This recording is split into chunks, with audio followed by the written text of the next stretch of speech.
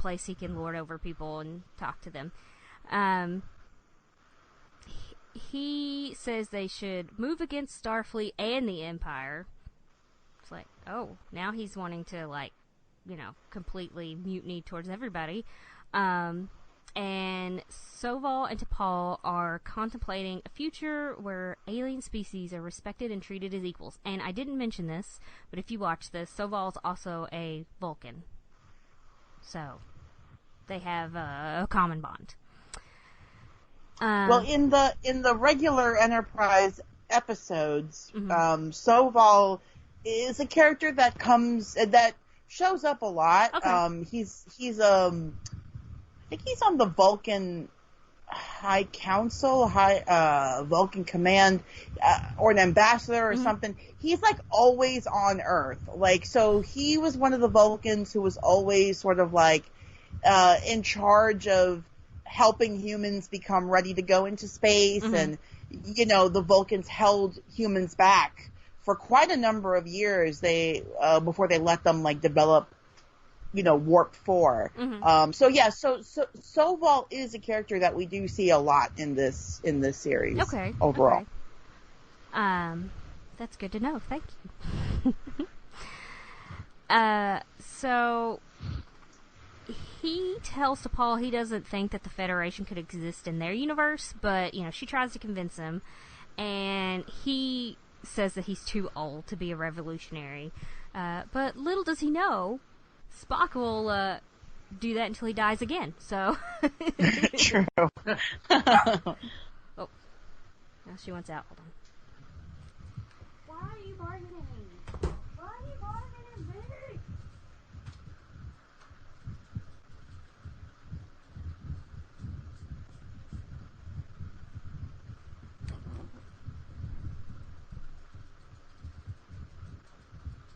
All right. So, we're back in Archer's quarters. Sato wakes up to find Archer panicking. She suggests getting rid of T'Pol, and he takes that suggestion to heart and decides the best thing to do is to get rid of all the aliens. Like, he went super racist kind of guy. Like, I guess it wasn't as bad as it could have been. He could have said, oh, well, let's kill them all, but, he's like, they need to go. Yeah, this is, talk about a little too close to real life stuff. Like, this is an incredibly xenophobic attitude, right? Where he's like, let's get rid of everybody who doesn't look like us. And it's like, whoa! All right, calm down there, buddy. Luckily, she thinks about that Phlox. She reminds him that Phlox is also an alien, and, you know, he better not get sick if he's going to get rid of Phlox, because they don't have another doctor. But Archer's like, rebellion isn't in his nature. And I was like, what did I write? I was trying to see what I wrote, and what I wrote, typed, whatever, on my notes was, it's like, oh yeah, you can't even stay here even if you grew up here.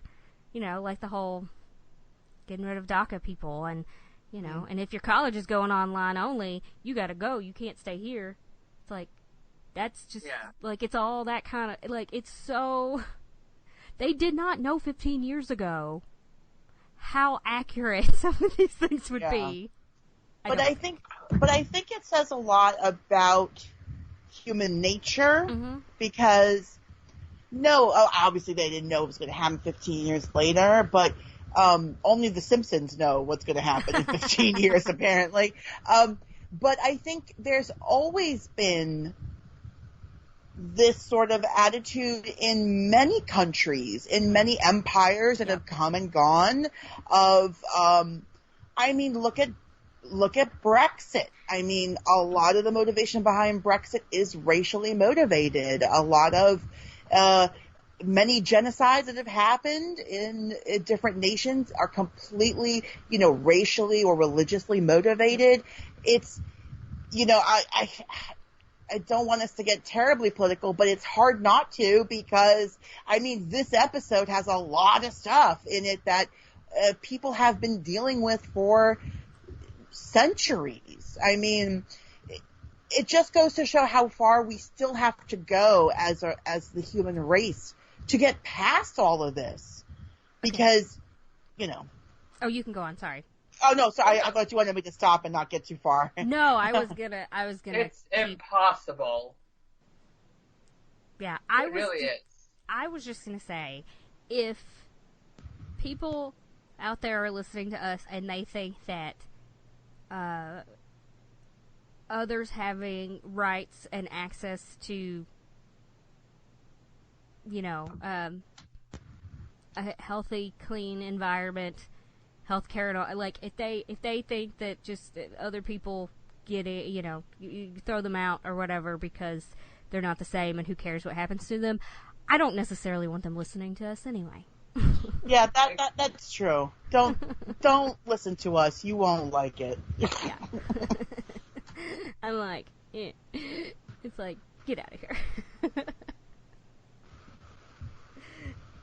Because on this podcast, Vulcan lives matter. I mean, and you know, it's all relevant. It really is. Yeah, it's sad that it is, but it is. I mean, and I think, I mean, a lot of, you know, I mean, pop culture can make an impact. I mean, some people will get pissed off when they see what they think is, you know, politics being thrown in their face. But at the same time, there's going to be a percentage of people that see, oh, this kind of explains it in a way that makes an impact to me. Mm-hmm. So, you know, and it works. I don't know. I hope more people feel like that, because honestly, politics is, you know, where people's tax money, how much taxes you take out and where that money goes, that kind of stuff is really political, not people's lives. I need to stop before I go too far. I know. But, you know, if you listen to this and you know Brooke and I in real life, you already know how we feel about a lot of stuff. So, you know, you're always welcome to, of course, chime in with a tweet or an email, whatever. But, yeah, I think you all know at this point where Brooke and I feel about, how Brooke and I feel about many of these issues. So, yeah. So, I got way off there. So, back in Archer's quarters, him and Sato, they have some space sex because she's all like, oh, I've never been a consort to an emperor. Like, oh. She really knows how to use people to get to go where she wants to go. So, can't blame her for that. It's the only thing that keeps me from like vomiting all over this stuff is the fact of how I know the episode ends up for Hoshi. So I'm keeping the bile down. Otherwise, I would be barfing all over this stuff. But yeah, it's that might not be good for your computer. Probably not. I know. I'm just virtually, you know, vomiting on it. So then we're on the bridge and we see T'Pol sneakily downloading some information onto like a 3.5-inch floppy disk. And I found some of those one day. I was going to make some art with them and I never have. That's the only reason why I still have them 20 years later. Archer comes in and tells her services are no longer needed and has her escorted to the transporter room because, you know, she can't be trusted. It takes her weapons and all that kind of thing. He has sent a message to Starfleet demanding them to surrender, and he threatens Fleet Admiral Gardner, and Gardner threatens him back, of course.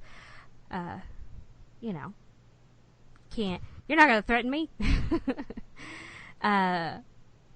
Then we have Phlox, who's been called over to the Avenger for a medical emergency. Actually, it's just T'Pol and Soval called him over to be like, hey, you're the only alien left over there. You need to sabotage stuff for us because, yeah, you know, you're the only one that's even trusted. You need to disable some systems. And finally, they convince him. And what's hilarious is that they promise him big as much of like torture devices and things as he wants, and women. Yeah. And I take it that this is not like, because he's usually like really nice and caring and stuff, right? Not like torture them. No, absolutely. He's the total opposite. Like in real life, quote unquote, because it's real life on Star Trek. He's like incredibly caring and nurturing. Like, he's a vegetarian. Mm-hmm. He doesn't want to eat animal flesh. And I think the whole idea of like offering him all these women is because Denobulans have like a very complicated married life. Like each husband. Now, how is it? I think each husband has like 3 wives, and all the wives have 3 husbands too. Like, there's lots of like, it's basically a very open polyamorous relationships where, so, Dr. Phlox has like 3 wives. It started out, I was not with you on it, and then you turned me around, so. No, it's like, I know, right? It's like, what's great about it is like everybody's on the same page about it. Like, there's no hurt feelings. It's just about, oh, well, why should you just be expected to just love one person forever? Like, you could love multiple people. We could all love each other, and they have kids together and all that. So it's like a very sort of complex marriage situation in that way. So I think that's what the whole, you can have all the women you want kind of a thing comes from. Gotcha. So,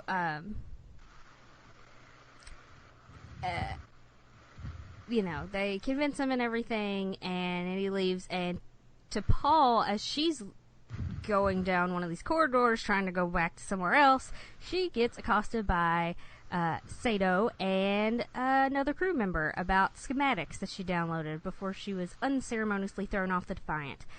They fight, obviously. T'Pol beats up the guy, and then, of course, the 2 women fight, so they have like a cat fight. Like, I guess it was a little better than some, but, it's certainly not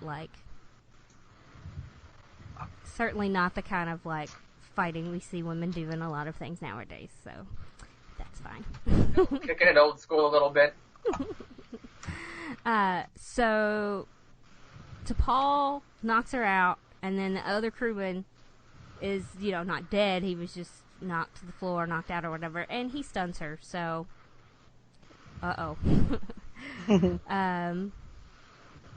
then we're back on the Defiant, and T'Pol is there, where she's been taken, and Archer is demanding to know who she's working with.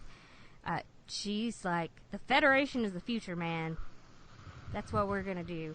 And they're, trying to talk to her and figure out who all she's working with and what's going on. And Phlox happens to succeed in disabling the ship's systems, with help from Soval in his ear, his little walkie-talkie kind of thing.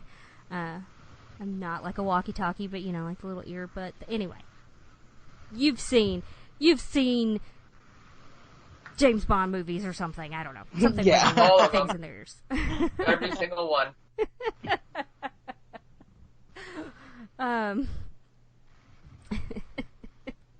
Sorry, I don't know why that tickled me so much that you're like, every single one. Well, I'm looking at the box set right where I'm standing. I'm not surprised.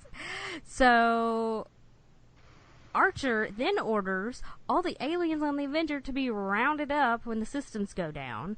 Soval then attacks, but Tucker disables Phlox and restores the power because, Phlox just sort of pulled the things out and leaned him over, and they're right there for Tucker to put back in. It's not like he shattered whatever it was he took out. Come on, Phlox, you could have done that. Could have just ripped it out and threw it to the ground and broken it. Oh well. So then the Defiant destroys the Avenger. So not cool, Defiant. Not so, cool.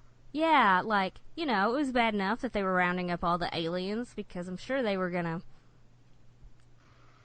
put them in a nice camp where they would be safe. Yeah, in the camp. Mm-hmm. At the border.